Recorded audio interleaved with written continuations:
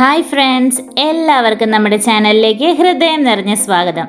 ഇന്ന് നമ്മളൊരു അടിപൊളി ചെറുപയർ കറിയാണ് ഉണ്ടാക്കുന്നത്. കുരുമുളകൊക്കെ ഇട്ട നല്ല സൂപ്പർ കറിയാണേ. പുട്ടിൻ്റെയും അപ്പത്തിൻ്റെയും ചോറിൻ്റെയും ഒക്കെ കൂടെ സൂപ്പർ കോമ്പിനേഷനാണ്. അപ്പോൾ ഒട്ടും സമയം കളയാതെ വീഡിയോയിലേക്ക് പോകാം. നമ്മളപ്പോൾ 100-150 ഗ്രാം ചെറുപയർ കഴുകി വേവിക്കാൻ കുക്കറിലിടുവാണേ.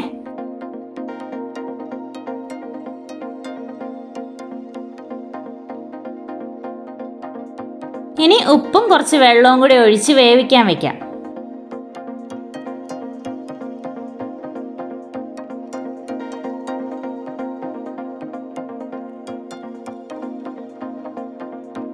പിന്നെ ഈ കറിക്ക് വേണ്ടത് 5-6 ചുവന്നുള്ളി ചതച്ചത്, 5-6 വെളുത്തുള്ളി ചതച്ചത്, കറിവേപ്പില, 1 ടേബിൾ സ്പൂണോളം മുളക് പൊടി, 1/2 ടേബിൾ സ്പൂണോളം കുരുമുളക് പൊടി, കടുക്, വെളിച്ചെണ്ണ. ഇനി ഒരു ചട്ടിയിലേക്ക് കുറച്ച് വെളിച്ചെണ്ണ ഒഴിക്കാം. കുറച്ച് കടുകിട്ട് കൊടുക്കുക. പിന്നെ നമ്മൾ ചതച്ച് വെച്ചിരിക്കുന്ന ചുവന്നുള്ളിയും വെളുത്തുള്ളിയും കറിവേപ്പിലയൊക്കെ ഇട്ടിട്ട് ഒന്ന് ചെറുതായിട്ട് വഴറ്റിയെടുക്കാം.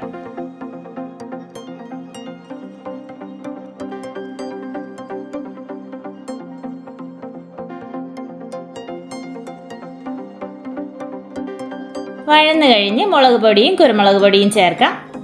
ഇനി ഒന്ന് ഇളക്കി പൊടി ഒന്ന് ചൂടാവുമ്പോഴത്തേക്കും വേവിച്ച് ചെറുപയർ ചേർക്കാം. ചെറുപയറിൻ്റെ വെള്ളം ഒന്നും വറ്റിച്ചെടുക്കണ്ട കേട്ടോ, കാരണം ഇത് കുറച്ച് ചാറോട് കൂടിയ കറിയാണേ.